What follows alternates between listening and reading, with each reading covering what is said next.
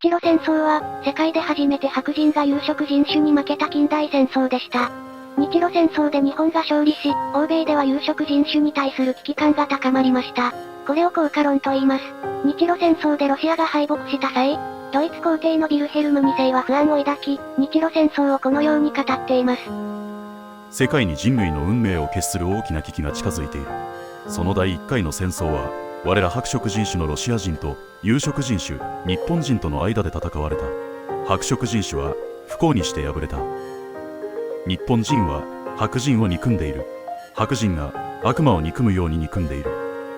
しかし、我らにとって日本そのものが危険なわけではない。統一されたアジアのリーダーに日本がなることが危険なのである。日本による中国の統一。それが世界に脅威を与える最も不吉なことである。